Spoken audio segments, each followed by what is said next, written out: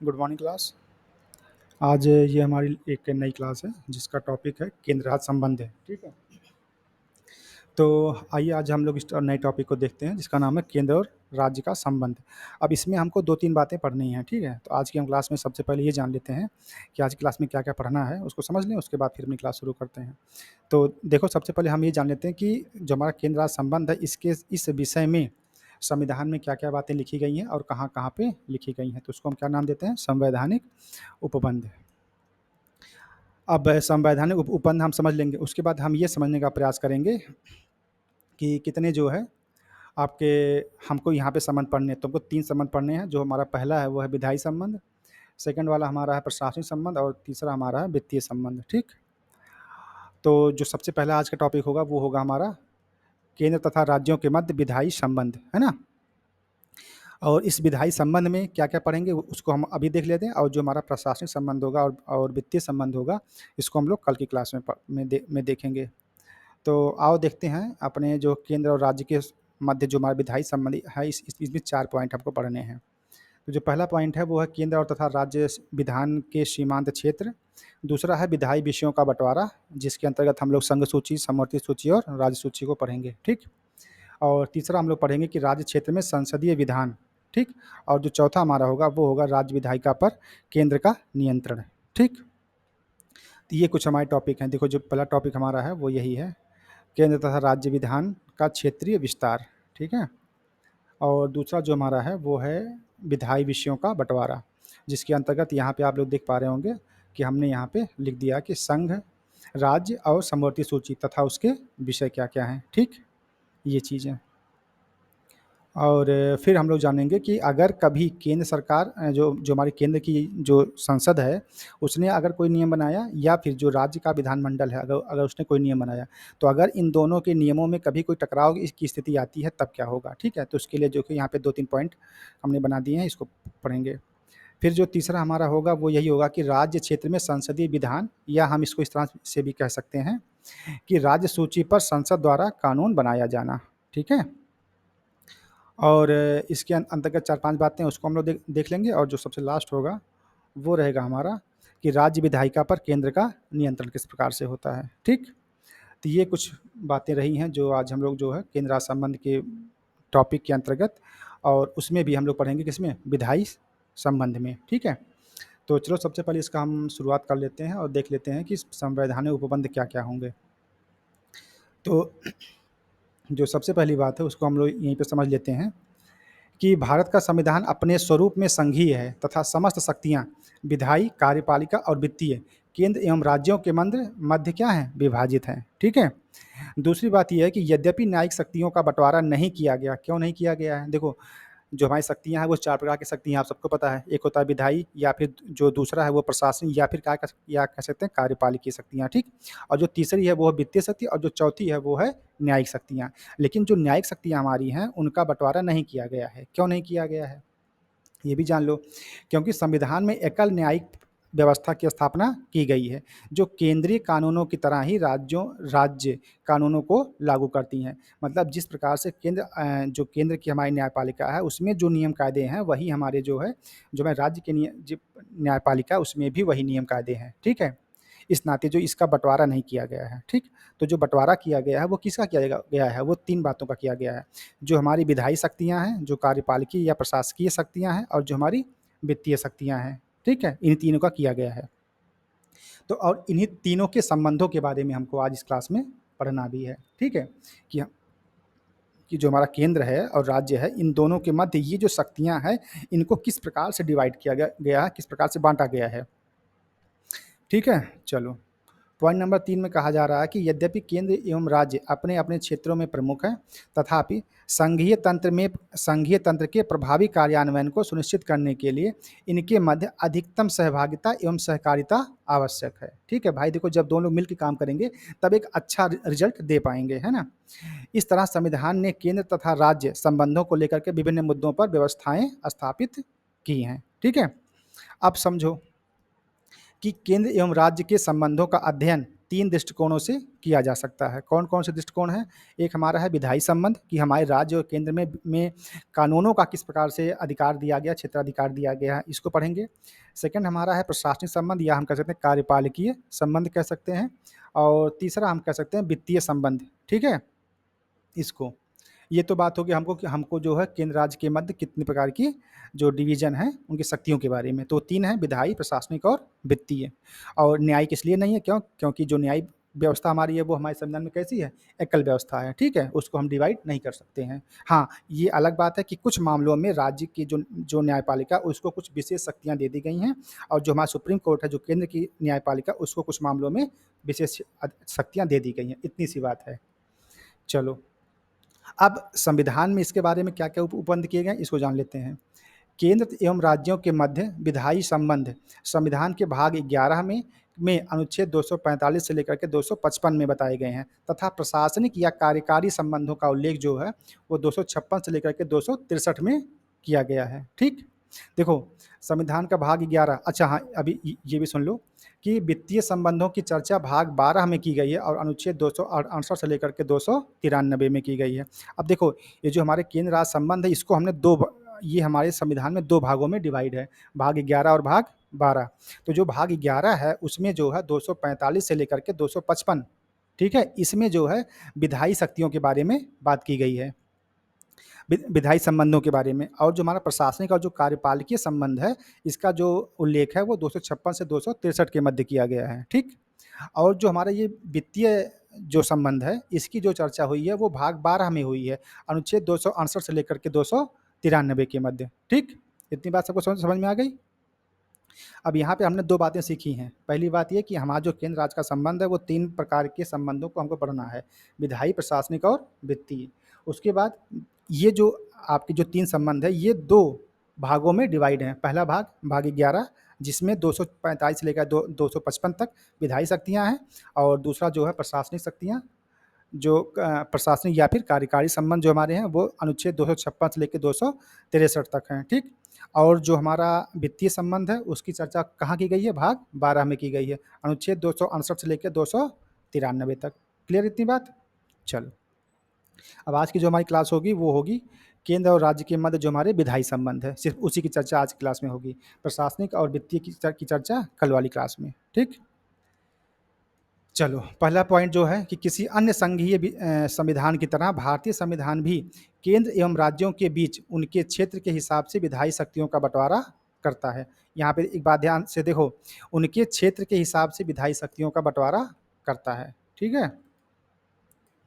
तो यहाँ एक बात जो बहुत अच्छे से समझने वाली है, वो यही है कि उनके बीच जो ये संबंध है, वो जो है उनके क्षेत्र के हिसाब से मतलब जो उनका क्षेत्रफल है, ठीक है? जो उनके राज्य का जो स्थिति है, उसमें बहुत सारी बातें आती हैं, ठीक है? जनसंख्या भी आ गया और भी बहुत सी बातें हैं, ठीक है? उनके हिसाब से ये जो विधायी शक्तियाँ हैं, वो इनका बँटवारा किया गया है। सेकंड बात ये है कि इसके अतिरिक्त संविधान कुछ असाधारण परिस्थितियों के अंतर्गत राज्य क्षेत्र में संसदीय विधान सहित कुछ मामलों में राज्य विधानमंडल पर केंद्र के नियंत्रण की व्यवस्था करता है। अब देखो, कुछ मामलों में राज्य विधानमंडल पर मतलब विधानसभा और विधान परिषद पर केंद्र के नियंत्रण की व्यवस्था करता है।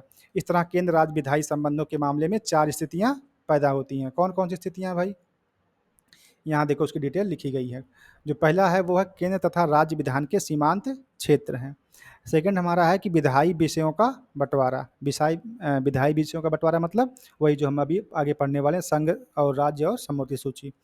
तीसरा हमारा है कि राज्य क्षेत्रों में संसदीय विधान और जो चौथा हमारा है वो है राज्य विधायिका पर केंद्र का नियंत्रण, ठीक है? तो ये जो 4 प्रकार के जो मामले आ रहे हैं इसको हमको आगे और डिटेल में जानना है, ठीक?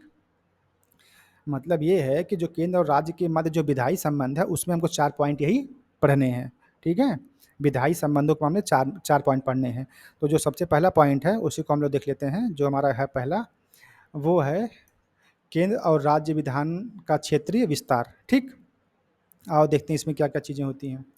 इसमें लिखा गया है कि संविधान ने केंद्र और राज्यों को प्रदत्त शक्तियों के संबंध में स्थानीय सीमाओं को लेकर विधायी संबंधों को निम्नलिखित तरीके से परिभाषित किया गया है। पहला ये है कि संसद पूरे भारत या इसके किसी भी क्षेत्र के लिए कानून बना सकती है। ध्यान से सुनो इसको। अभी जब हम वहाँ पढ़ाएँगे केंद्र के का जो हमारी संघ सूची है, उस पर केवल केंद्र अपना नियम बनाएगी। जो हमारा राज्य है, उस पर केवल राज्य नियम बनाएगा, और जो समवर्ती सूची है, उस पर दोनों नियम बनाएँगे। लेकिन कुछ ऐसे भी मामले होंगे जहाँ पे राज्यों के विषय होने के बावजूद उस पर केंद्र भी उस पे जो है नियम बनाएगी। तो वही बात यहाँ पे आप समझने का प्रयास करिए। जो पहला पॉइंट लिखा कि संसद, चूँकि संसद में आपके लोकसभा और राज्यसभा दोनों आते हैं, ठीक? और ये केंद्र की बात है, तो वही लिखा गया कि संसद पूरे भारत या इसके किसी भी क्षेत्र के लिए कानून बना सकती है। भारत क्षेत्र भारत क्षेत्र में राज्य शामिल हैं। अब देखो, भारत क्षेत्र में राज्य जो हमारा वो शामिल है। जो हमारा भारत है, उसके अंतर्गत ही सारे देश हमारे जो है, जो हमारे सारे राज्य हैं वो सम्मिलित हैं। तो इस नाते, वो बड़ा होने के नाते, जो भारत क्षेत्र है वो, मतलब कि केंद्र बाकी राज्यों के लिए भी कानून बना सकता है। के लिए भी, ऐसा नहीं है कि केवल राज्य नहीं, राज्य तो अपना बनाएगा, लेकिन कुछ ऐसी भी स्थितियां आएंगी जहां पे केंद्र भी बना सकता है, ठीक है। दूसरी बात यह है कि केंद्र शासित राज्य और किसी अन्य क्षेत्र को भारत के क्षेत्र में माना जाता है, ठीक है। जो हमारा केंद्र शासित प्रदेश है ना, दिल्ली वगैरह, ठीक है, वो जो राज्य हैं वो किसी अन्य क्षेत्र को भारत के क्षेत्र में माना जा सकता है, ठीक। दूसरी बात यह है कि राज्य विधानमंडल पूरे राज्य या राज्य के किसी क्षेत्र के लिए कानून बना सकता है। अब देखो, जो हमारा राज्य विधानमंडल है वो पूरे राज्य के लिए या राज्य के किसी क्षेत्र की, राज्य के किसी एक विशेष क्षेत्र के लिए कानून बना सकता है। राज्य विधानमंडल द्वारा निर्मित कानून को राज्य के बाहर के क्षेत्रों में लागू नहीं किया जा सकता। ध्यान से समझ लो, जो नियम कायदे कानून जिस राज्य के हैं वो उसी राज्य तक ही सीमित रहेंगे, उसके बाहर वो लागू नहीं होंगे, सिवाय तब जब राज्य और वस्तु में संबंध पर्याप्त हो, ठीक है। जो एक्सेप्शन वाली बात है वो भी आगे मिलेगी। पॉइंट नंबर 3 ये कहा जा रहा है कि केवल संसद अकेले अतिरिक्त क्षेत्रीय विधान बना सकती है। इस तरह संसद का कानून भारतीय नागरिक एवं उनकी विश्व में कहीं भी संपत्ति पर लागू होता है। इस बात को यहाँ ध्यान से सुनो कि केवल संसद ही अतिरिक्त क्षेत्रीय विधान बना सकती है। जो हमारे देश में जो नियम कायदे कानून लागू हैं उस पर तो काम कर रहा है, लेकिन अगर हमारे देश से ही जुड़ा हुआ कोई मामला बाहर का भी है, ठीक है, तो वहाँ वहाँ के लिए भी कानून देश में बनाया जा सकता है। जैसे काले धन वाला मामला, चूँकि वो जो धनराशि है वो हमारे देश से बाहर जमा की गई है। अब चूँकि मैटर तो हमारे देश का ही है, तो हम उस धन के लिए, उस धन को भारत में लाने के लिए या उस धन को भारत से बाहर जाने को रोकने के लिए उस पर हम कानून बना सकते हैं, ठीक है।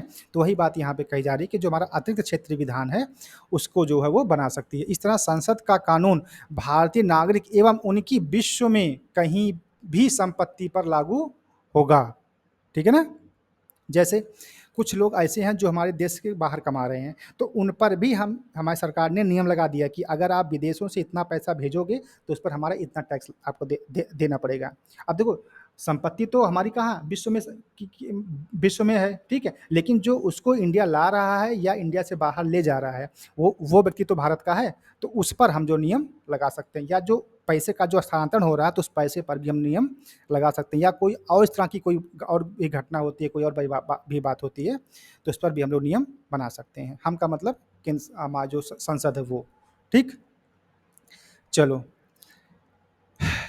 अब देखो आगे एक बात लिखी है कि यद्यपि संविधान ने क्षेत्रीय न्याय क्षेत्र के मामले पर संसद पर कुछ प्रतिबंध भी लगाए हुए हैं।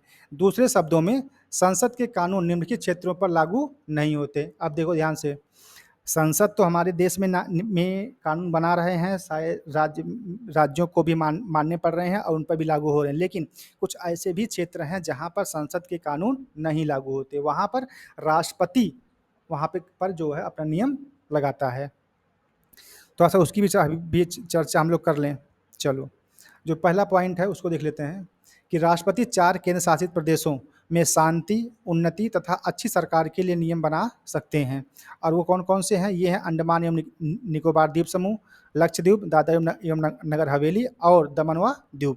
तो इस प्रकार बनाया गया विनिमय संसद के किसी भी अधिनियम के समान ही प्रयोज्य और प्रभावी होगा। मतलब इन राज्यों में जो ये हमारे जो केंद्र शासित प्रदेश हैं, इन पर जो राष्ट्रपति नियम लगाएंगे वो नियम उसी अधिनियम की तरह होंगे जो कहाँ पे होंगे, जो हमारे जो हमारे संसद द्वारा बनाए जाते हैं। जैसे वहाँ के अधिनियम बनाए जाते हैं उसी प्रकार से ये राष्ट्रपति के नियम भी यहाँ पे लागू होंगे। ठीक है। इन संघ शासित प्रदेशों के संबंध में इसे संसद के किसी अधिनियम को निरसित या संशोधित करने का भी अधिकार होगा। ठीक है। चलो, वही बात कही जा रही है कि जिस प्रकार से संसद अपने अपने नियमों को क्या करता है, अपडेट करता है ना, उस या उसको संशोधित करता है, तो उसी प्रकार से संघ शासित प्रदेशों के संबंध में इसे संसद के किसी अधिनियम को निरसित या संशोधित करने का भी अधिकार दिया गया है। दूसरा पॉइंट ये कहा जा रहा है कि राज्यपाल को इस बात की शक्ति प्राप्त है कि वह संसद के किसी विधेयक को सूचीबद्ध क्षेत्र में लागू ना करे या उसमें कुछ विशेष संशोधन कर लागू कर सकता है। ठीक है। कह रहा है कि राज्यपाल को इस बात की शक्ति प्राप्त है कि वह संसद के किसी विधेयक को सूचीबद्ध क्षेत्र में लागू ना करे। मतलब कोई अगर स्पेशल क्षेत्र है जहाँ पे आपके ये नियम नहीं लागू होते हैं तो वहाँ पे लागू ना करें या उसमें कुछ विशेष संशोधन करके लागू कर सकता है। अब चूंकि राज्यपाल है, बड़ा पद है, तो अगर वो चाहे उस राज्य में बहुत आवश्यक है तो उस नियम को थोड़ा सा अपडेट करके या संशोधित करके उसको वहाँ पे लागू करवा सकता है। बात करते हैं पॉइंट नंबर 3 की। तो यहाँ कह रहा है कि असम का राज्यपाल संसद के किसी विधेयक को जनजातीय क्षेत्र, अब देखो यहाँ पे जनजातीय क्षेत्र में प्रयोज्य ना करके कुछ विशिष्ट परिवर्तनों के साथ लागू कर सकता है। राष्ट्रपति को भी इस तरह की शक्ति जनजातीय क्षेत्रों मेघालय, त्रिपुरा और मिजोरम के लिए प्राप्त है। अब देखो भाई, चूंकि ये क्या है, आपका जनजातीय क्षेत्र है। अब यहाँ पर क्या हुआ, राज्य तो है लेकिन राज्य होने के साथ साथ यहाँ के जो आदिवासी समुदाय है वो क्या है, वो एक स्पेशल पावर है या स्पेशल क्षेत्र में आते हैं। तो उनके लिए जो नियम कायदे कानून होंगे उनको वहाँ का राज्यपाल अपडेट करके उन पर लागू कर सकता है। ठीक है, ये कहने का मतलब हुआ। अब जो हमारा सेकंड पॉइंट है वो है हमारा विधायी विषयों का बंटवारा। चलो, इसमें कहा जा रहा कि संविधान ने 7वीं अनुसूची में, अब आप ध्यान से सुनना, ये जो हमारे बंटवारे हुए हैं ये किस में लिखा गया है, ये 7वीं अनुसूची की बात है। ये कई बार पूछा गया है कि जो हमारी संघ सूची है, जो हमारी राज्य सूची है, जो हमारी समवर्ती सूची है, ये भारत के संविधान के किस अनुसूची में है, तो 7वीं अनुसूची में, इसीलिए हमने उसको लाल कर दिया है। ठीक है। तो संविधान के 7वीं अनुसूची में केंद्र एवं राज्य के बीच विधायी विषयों के संबंध में त्रिस्तरीय व्यवस्था की गई है। पहला क्या है, संघ सूची, इसी को हम क्या बोलते हैं, सूची नंबर 1। देखो कई बार ऐसा भी एग्जाम में लिख के आता है कि सूची 1, अब आप समझ नहीं पाओगे क्या है, तो चाहे सूची 1 लिखा जाए चाहे संघ सूची लिखी जाए, बात एक ही है। सूची नंबर 2 यानी कि सूची 2 मतलब राज्य सूची, और सूची 3 इसका मतलब समवर्ती सूची। ठीक है, इसको जानते रहेगा। सूची 1 का मतलब संघ सूची, सूची 2 का मतलब राज्य सूची, और सूची 3 का मतलब समवर्ती सूची। कई बार एग्जाम में पूछा गया है, वहाँ पे समवर्ती सूची ना लिख करके केवल डाल दिया सूची नंबर 3, तो लोग कंफ्यूज हो जाते हैं। इसको तो आप लोग ऐसा मत करिएगा। चलिए, अब देखो हमने यहाँ पे लिख दिया कि संघ और राज्य एवं समवर्ती सूची और उसके विषय। ठीक है, इसमें देखो क्या है, ये जो पहली सूची है हमारी है यूनियन लिस्ट, है ना, संघ या केंद्र सूची। अब देखो इसमें क्या लिखा गया, जो पहला पॉइंट है कि ऐसे विषय जिन पर कानून बनाने की शक्ति सिर्फ और सिर्फ संसद के पास है। बहुत स्पष्ट रूप से समझिएगा कि जो हमारी केंद्र सूची होगी उस पर जो भी नियम कायदे बनाएगी वो कौन बनाएगा, वो सिर्फ और सिर्फ संसद ही बनाएगी। दूसरी बात जो आपके एग्जाम में पूछा जाता है वो ये है कि इस सूची में वर्तमान में कितने विषय हैं, 100 विषय। कितने हैं, 100 विषय। अभी 3 साल पहले जो है राज्य सूची वाले जो विषयों की संख्या पूछी गई थी उत्तर प्रदेश पीसीएस में, तो यहाँ से भी पूछे जाने की संभावना है। तो वर्तमान में संघ राज्य सूची में कितने विषय दिए गए हैं, मतलब कितने विषयों पर संसद नियम बना सकती है, तो कितने हैं वो, 100। अब यहाँ पे देखो एक बात हमने और लिख दी, मूलतः 97 प्रविष्टियाँ थी। मतलब जो हमारा मूल संविधान जब हमारा बना था 1950 में, उस समय कितनी थी, उस समय 97 थी। ठीक है, तो वही बात है। पॉइंट नंबर 3 कह रहा है कि इसमें राष्ट्रीय महत्व के विषय शामिल हैं, जैसे राष्ट्रीय सुरक्षा, सेनाएं, सशस्त्र बल, युद्ध तथा शांति, विदेश संबंध। अब देखो जैसे ये बताओ, अगर कोई विदेश संबंध का मामला होगा तो उस पर कोई राज्य क्या ही नियम बनाएगा, बोलो। उस पर तो जो भी नियम बनेगा वो केंद्र ही बनाएगी ना भाई, क्योंकि देश की देश से बात है। अब उस देश के मामले में उत्तर प्रदेश की सरकार क्या कर पाएगी, है ना। हाँ, मानते हैं कि बना सकती है, लेकिन अगर वो बनाएगी तो अपने व्यक्तिगत लाभ के परिप्रेक्ष्य में बना सकती है। ठीक है, तो अब चूंकि देश की देश से बात है ठीक है? तो इस नाते जो वहाँ पर वो नियम उनका फेल हो जाएगा। तो उसके लिए कौन नियम बनाएगा? केंद्र ही बनाएगी। केंद्र बनाएगी इसका मतलब संसद बनाएगी।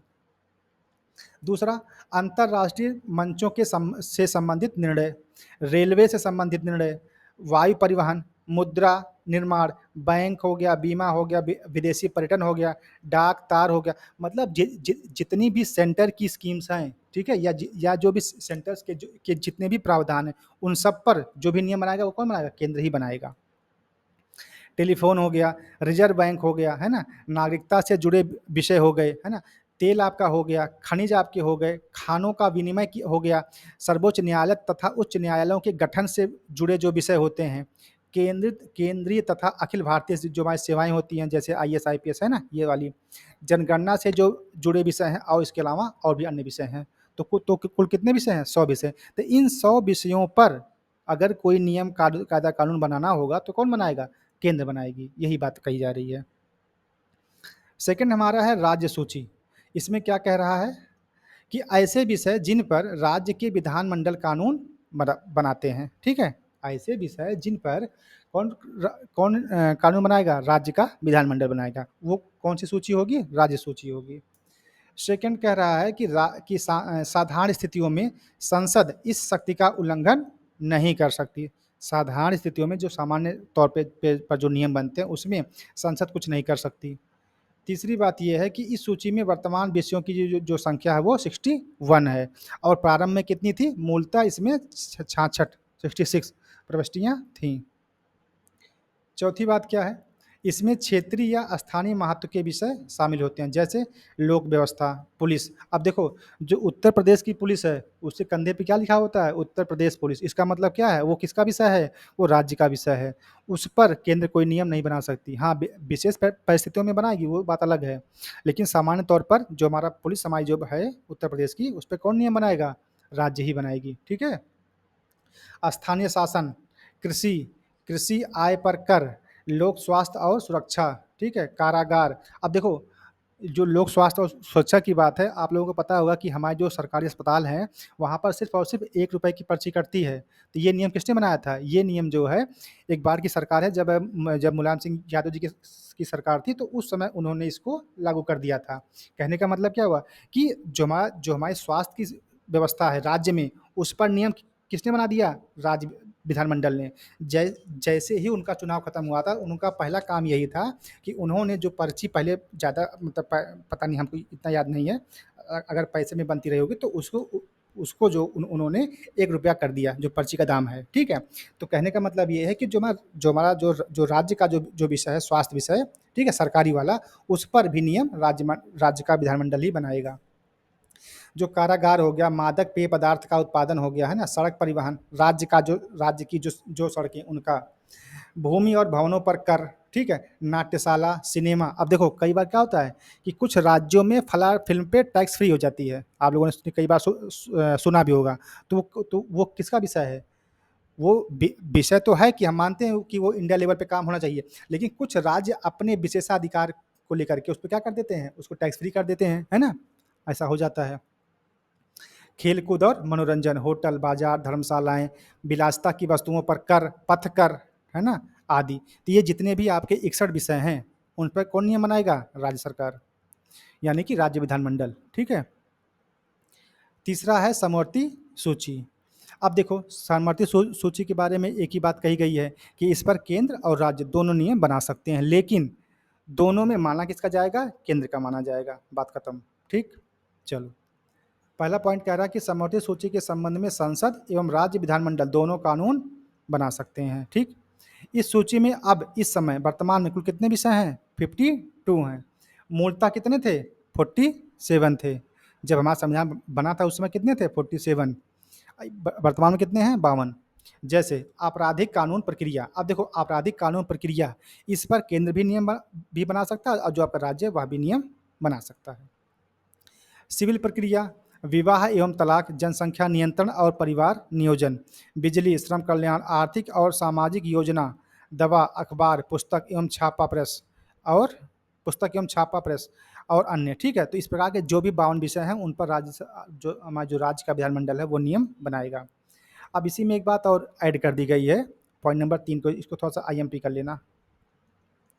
इसमें कहा जा रहा है कि 42वें संविधान संशोधन 1976 के तहत 5 विषयों को राज्य सूची से समवर्ती सूची में शामिल किया गया है। अब देखो 5 ऐसे विषय थे जिनको राज्य सूची से हटा करके समवर्ती सूची में रख दिया गया कि उस पर जो है राज्य भी नियम बनाए और केंद्र भी नियम बनाए, ठीक। और उसमें कहा क्या जा रहा है कि 42वें संविधान संशोधन 1976 द्वारा ये काम किया गया था, ठीक है। इसमें कौन-कौन से विषय शामिल हैं उसको भी जान लो। पहला है शिक्षा, दूसरा है वन, तीसरा है माप-तौल और चौथा है वन्य जीव तथा पक्षियों का संरक्षण और पाँचवा है न्याय का प्रशासन। लेकिन न्याय के प्रशासन में कहा जा रहा है कि उच्चतम एवं उच्च न्यायालय के अतिरिक्त सभी न्यायालयों का गठन। उच्चतम और उच्च न्यायालय को छोड़ करके बाकी जो न्यायालय हैं, उन सभी न्यायालयों का जो गठन की बात है, इसको हमने कहाँ डाल दिया है? समवर्ती सूची में डाल दिया गया, ठीक है।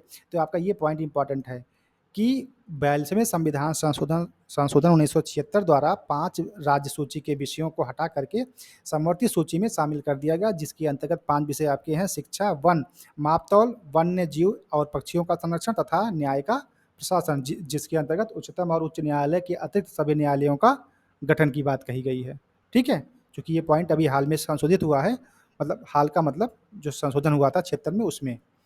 तो ये तो हो गए आपके 3 विषय। अब कुछ ऐसे भी विषय बचते हैं जो इन तीनों के अतिरिक्त हैं, तो उनको हम क्या बोलते हैं? अवशिष्ट सूची बोलते हैं, ठीक है। अवशिष्ट सूची का जो इतिहास है थोड़ी-सी हम उस पे चर्चा कर लेते हैं, फिर आगे बढ़ते हैं, ठीक है। इतिहास की बात जब हम करेंगे तो इतिहास के बारे में क्या बताया गया? इतिहास के बारे में थोड़ी-सी बात ये बताई गई थी, आपने पढ़ा होगा, एक अधिनियम था तो जिसके अंतर्गत कहा गया था कि जो हमारी अवशिष्ट शक्तियाँ होंगी वो किसको दे दी जाएँगी? जनरल को दे दी जाएँगी, ठीक है? वहाँ के जो गवर्नर जनरल हैं। तो उसी प्रकार से जो अवशिष्ट जो शक्तियाँ हैं, उस संबंध में भारत ने क्या किया, वो चीज़ें देखो आगे हमने यहाँ पे लिख दी हैं, इसको समझते हैं कि अवशिष्ट सूची से संबंध विषयों, अब देखो ब्रैकेट में डाल दिया, वे विषय जो तीनों सूचियों में सम्मिलित नहीं होते हैं, पर विधान बनाने का जो अधिकार है वो संसद को है। भारत ने इस संबंध में जो नियम बनाया है वो ये कह रहा है, भारत के अलावा जो और देश हैं, अभी देखो आगे हमने लिखा ना कि जो अमेरिका है, जो आपका ये ऑस्ट्रेलिया है, कनाडा है, तो इनके यहाँ दूसरा नियम है अवशिष्ट शक्तियों के संबंध में, यहाँ पे दूसरा नियम। लेकिन भारत में क्या नियम है कि अवशिष्ट शक्तियों पर विधान बनाने का नियम भारत सरकार ने किसको दे दिया? जो भारत के संविधान ने किसको दे दिया? संसद को दे दिया है। इस अवशिष्ट शक्ति में अवशिष्ट करों के आरोपण के संबंध में विधान बनाने की शक्ति भी शामिल है, ठीक है। दूसरा ये कहा जा रहा है कि इस तरह स्पष्ट है कि विधायी एकता के लिए आवश्यक राष्ट्रीय महत्व के मामले, ऐसे मामलों को संघ सूची में शामिल किया गया है। क्षेत्रीय एवं अस्थायी महत्व एवं विविधता वाले विषयों को राज्य सूची में रखा गया है, जिन विषयों पर संपूर्ण देश में विधायिका की एक रूपता वांछनीय है। अब देखो ऐसे मुद्दे जिस पर एक रूपता की आवश्यकता है, चाहे वो केंद्र की बात हो चाहे राज्य की, तो दोनों में सिमिलर महत्व होने चाहिए, ठीक है। तो इन विषयों को हमने कहाँ डाल दिया है? अवशिष्ट सूची में, परंतु अनिवार्य नहीं है, उन्हें समवर्ती सूची में रखा गया है। सॉरी, देखो कहा जा रहा है कि ऐसे विषय जो केंद्र और राज्य दोनों के महत्व के हैं, उनको हमने कहाँ डाल दिया है? समवर्ती सूची में डाल दिया है। तो इस तरह से संविधान अनेकता में एकता को अनुमति देता है। आगे देखो एक बात कही जा रही है कि अमेरिका में संघीय सरकार की शक्तियाँ संविधान में निहित है तथा अवशिष्ट शक्तियाँ राज्यों को प्रदान कर दी गई हैं। अब देखो जो अवशिष्ट शक्तियाँ हैं वो अमेरिका में किसको दे दी गई हैं? राज्यों को दे दी गई हैं। और भारत में किसको दी गई हैं? संसद को दी गई हैं। आगे लिखा गया कि ऑस्ट्रेलियाई संविधान को भी अमेरिका की तरह शक्तियों के एकल वर्णन की प्रकृति को अपनाया गया है। कनाडा में शक्तियों के आवंटन की दोहरी प्रकृति है, अर्थात संघीय तथा प्रांतीय तथा अवशिष्ट शक्तियाँ केंद्र में निहित हैं, ठीक है। तो ये तो बात अन्य देशों की हैं, लेकिन अगर हमारे देश की बात करें, भारतीय संविधान की बात करें, तो वहाँ पर जो हमारे जो अवशिष्ट सूची के जो विषय हैं, उस पर जो विधान बनाने का अधिकार है वो किसको दिया गया है? संसद को दिया गया है। बात खत्म हो जाती है, ठीक है। चलिए, अब हम बात कर लेते हैं जो समवर्ती सूची का जो विषय है उस पर जब केंद्र और राज्य दोनों मिल करके नियम बनाते हैं तब की बात हो रही है। अब अगर यहाँ पे कभी टकराव की स्थिति आएगी तब आदमी क्या करेगा? तब क्या होगा भाई? चलो, इसमें थोड़ा-सा हम बैकग्राउंड अपना देख लेते हैं कि भारत सरकार अधिनियम 1935 त्रिस्तरीय महत्व के मामलों की व्यवस्था करता है, अर्थात संघीय, प्रांतीय और समवर्ती।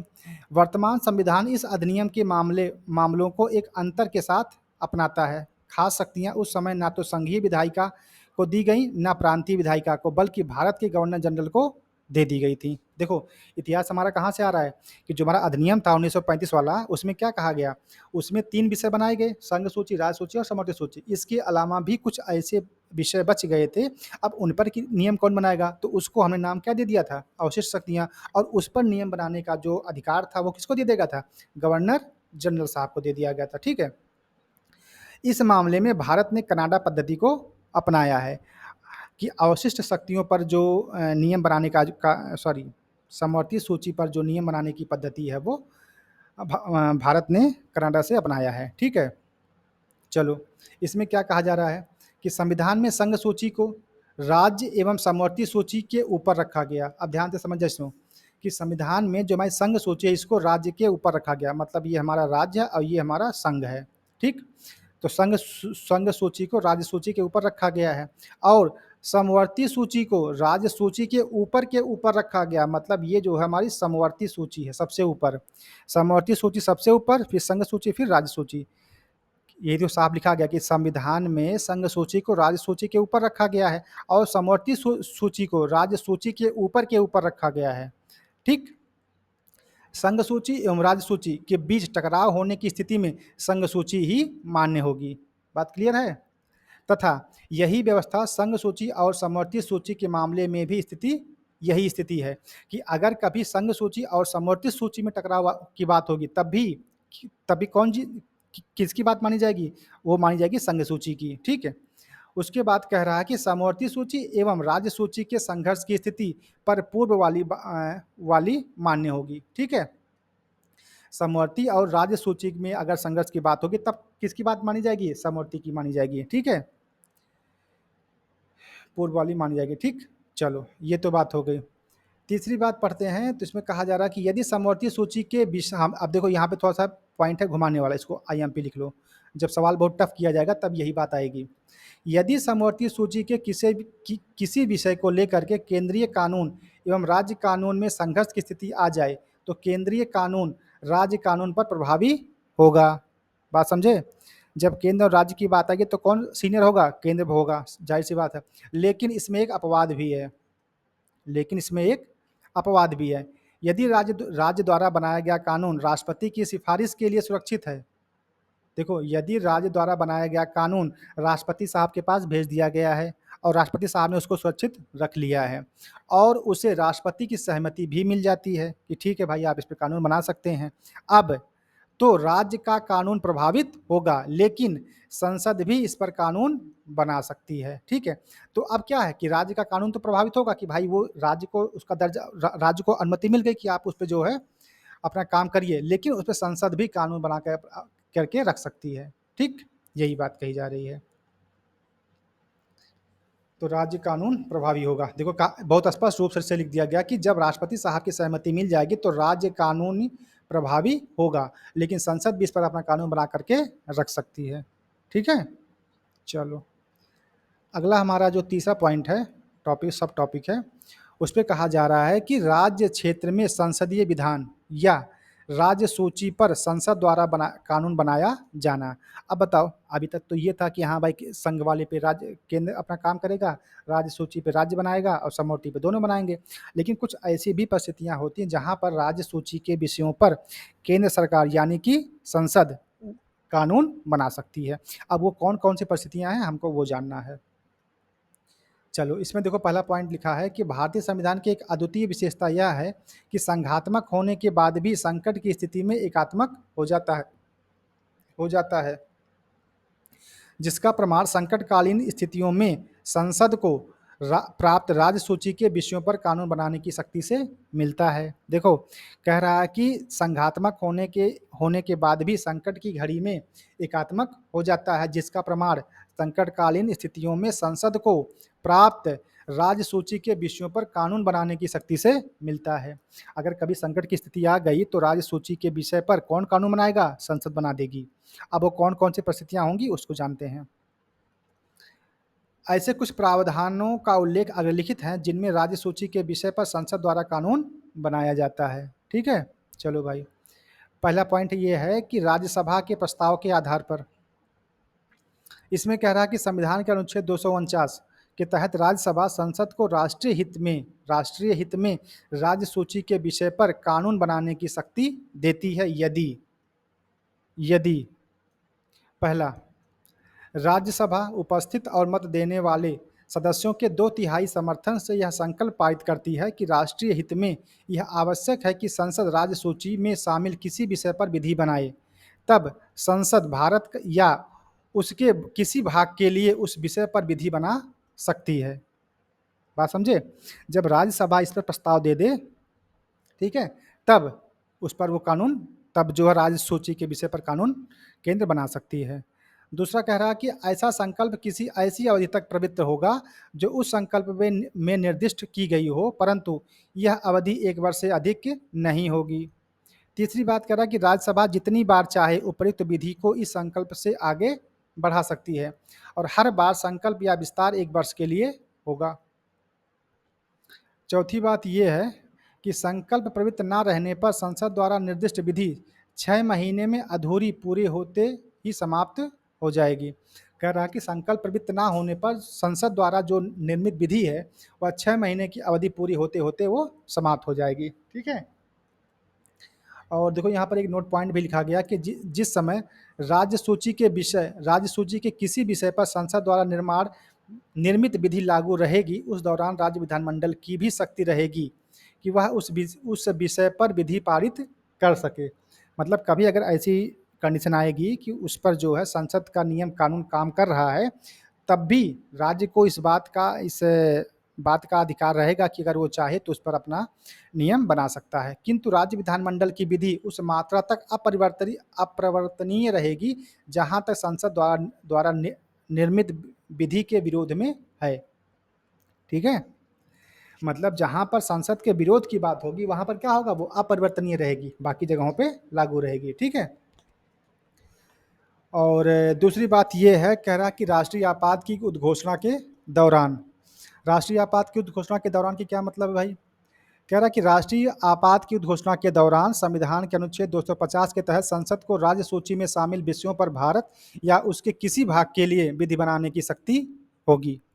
ये विधियां आपात की उद्घोषणा की समाप्ति के 6 महीने की अवधि पूरी होते ही समाप्त हो जाएगी। ठीक है, अब देखो राज्यों की सहमति से या उनके अनुरोध पर, पॉइंट नंबर 1 कह रहा है कि संविधान के अनुच्छेद 252 के अनुसार यदि 2 या 2 से अधिक राज्यों के विधानमंडल संकल्प पारित करके निवेदन करते हैं तो संसद राज्य सूची के किसी विषय पर कानून बना सकेगी और ऐसे कानून केवल उन्हीं राज्यों पर लागू होंगे जिनके विधानमंडलों ने संसद के कानून बनाने का निवेदन किया है। ठीक है, दूसरा यह है कि अन्य राज्य अपने विधानमंडल में इस आशय का संकल्प पारित करके उसे स्वीकार कर सकते हैं।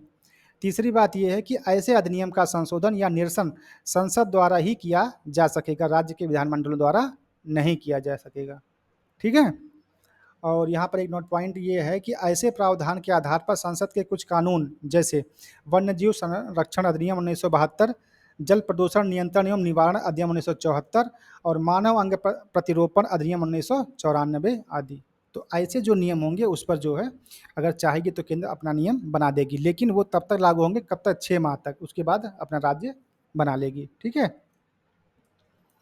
तीसरा ये कह रहा है कि अंतर्राष्ट्रीय करारों को लागू करने के लिए अनुच्छेद 253 के तहत संसद भारत सरकार द्वारा किसी अन्य देश के साथ की गई संधि, करार, अभिसमय या किसी अंतर्राष्ट्रीय सम्मेलन, संगठन या किसी अन्य निकाय में किए गए किसी विनिश्चय को लागू करने के लिए राज्य सूची के विषय के में विधि पारित कर सकती है। दूसरा ये कहा जा रहा है कि ऐसी विधि भारत के संपूर्ण राज्य क्षेत्र या उसके किसी भाग के लिए हो सकती है।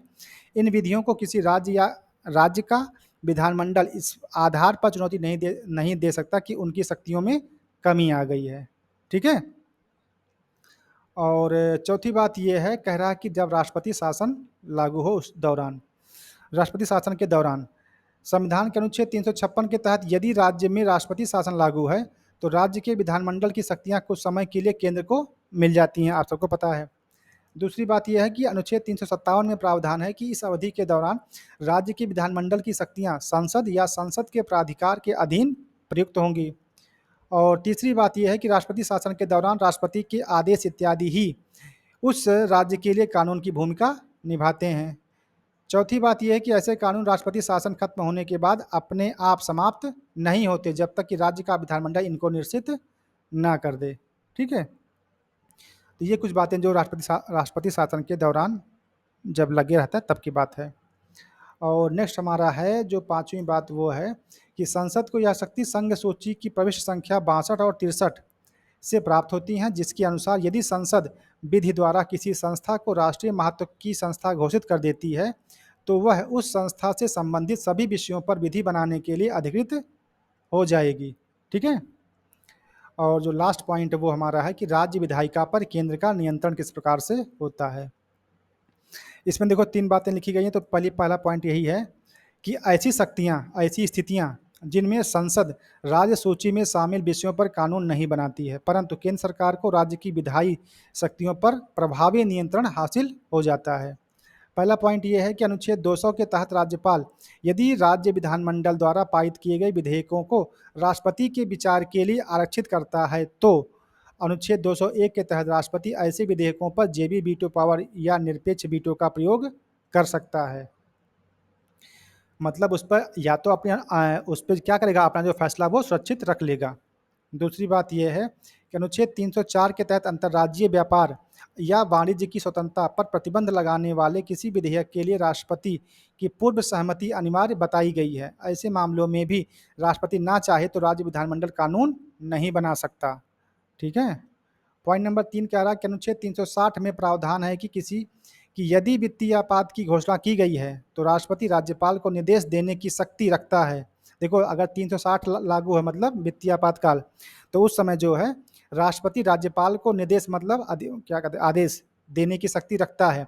और राज्य विधानमंडल द्वारा पारित प्रत्येक वित्त एवं धन विधेयक अनिवार्यता उसके विचार हेतु आरक्षित किया जाए। ठीक है, तो ये कुछ बातें थी जिसके आधार पर हम कह सकते हैं कि जो हमारा राज्य है उस पर, जो राज्य की विधायिका है उस पर केंद्र का नियंत्रण हो सकता है। ठीक है, तो आज की क्लास में हम लोग इतना ही देखते हैं, बाकी चीज़ें कल की क्लास में देखेंगे। तो कल हम लोग क्या पढ़ेंगे, प्रशासनिक और वित्तीय शक्तियाँ। ठीक है, और आज हम लोगों ने क्या पढ़ा, आज हम लोगों ने पढ़ा केंद्र और राज्य के मध्य विधायी संबंध। तो ठीक है फिर, धन्यवाद, नमस्कार, आज के लिए इतना ही, बाकी चीज़ें कल की क्लास में।